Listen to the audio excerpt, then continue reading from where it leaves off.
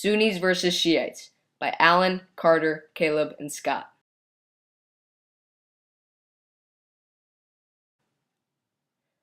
The early stages of the Sunni-Shiite conflict dealt solely with the succession of Muhammad. However, in modern times, the dispute has taken on a more political and territorial role in regards to oil and government authority. When Muhammad died on June 8, 632, Muslim followers split into two denominations, the Sunnis and the Shiites. These groups had different opinions as to who should replace Muhammad as the caliph. The Sunnis believed that a group of religious scholars, the ulama, should vote for whoever had the most qualifications to take leadership.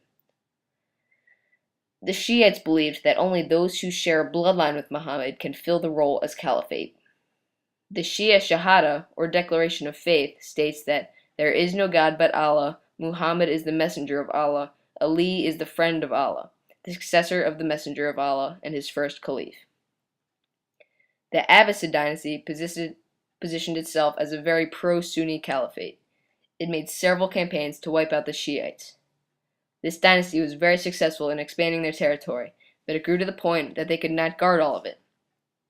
Different regions began to form dynasties, and then they fought each other fiercely and worsened the Sunni-Shiite relationship.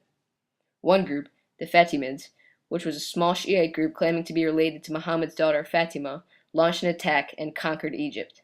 They continued to take land all over North Africa until the Turks seized the land and the Ottoman Empire began to develop. The 20th century was a time period that pressured Sunni-Shiite relationships heavily. The collapse of the Ottoman Empire in 1922 actually united both groups as they fought together to protect their land in World War I.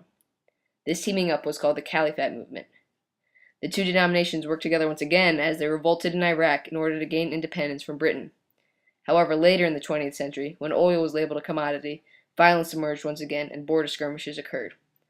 Sunni-Shiite conflict also started heating up in Southeast Asia as Sunni extremists raided, looted, and massacred Shiite villages. 21st century Sunni-Shiite relationships has rooted from extremists and the United States involvement. An international group known as Al-Qaeda, which is made of Sunnis, has terrorized the Shiite settlements all over the world and has shown aggression towards the United States by bombing embassies in North Africa and the Middle East. These actions have provoked the United States to get involved in Middle Eastern affairs. In Iraq, the United States promoted democracy and had a popular Shiite leader elected as president to lead the overwhelmingly Shiite country. This angered Sunni groups in Iraq and places nearby, and they began to wage a holy war, or jihad. The United States worsened the situation as they supplied the Shiites with guns and ammunition. The Sunni-Shiite relationship has evolved through time. After Muhammad's death, the issues were only dealing with different opinions in the succession of the caliph. But now, different areas of conflict have emerged, and the dispute has become much more oriented on politics and territory. This deadly relationship can become peaceful, however.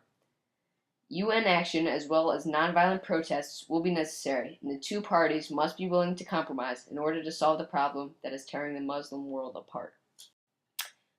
Here are our sources. I hope you enjoyed our presentation. Thanks.